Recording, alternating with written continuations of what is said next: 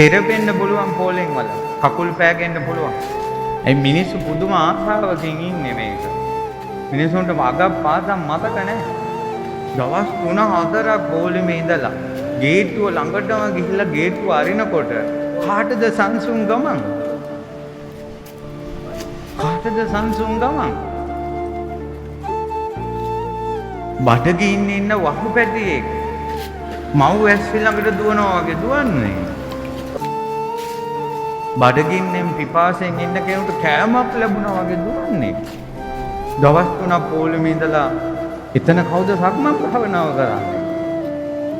තෙරපෙන්න පුළුවන්, ඇඟි හැප්පෙන්න පුළුවන්. එදා සාරිපුත්ත මහ රහතන් වහන්සේ පිරිනිවන් පාලා ඒ දේහේ බලන්න අට දිශාවෙන්ම ජනගඟ ගැලුවා.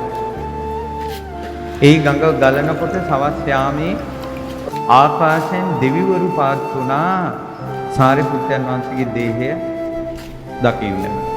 එතකොට පින්වතුනි මේ දිව්‍ය ඕභාසය ඒ දෙවිවරුන්ගේ ආලෝකයේත් එක්ක මිනිස්සු ටික ටික පිටිපස්සට ගියා.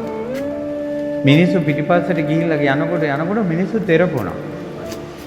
එහෙම තෙරපෙනකොට මිනිස්සු පිටිපස්සට ගිහිල්ලා අම්මා කෙනෙක් වැටුණා.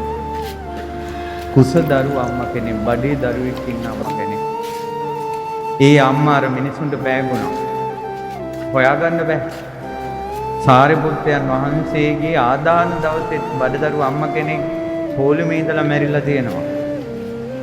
ඒ අම්මා මැරිච්ච ගමම්ම දෙව්ලොව ඉපදුනා දිව්‍යාංගනාවක් වෙලා දිව්‍ය පුම් මදාරා පරසතු මල් අරගෙන ඇවිල්ලා සාරිපුත්තයන් වහන්සේගේ දේහයට ආහසින් මල් වැස්සක් වැස්සෙව්වා.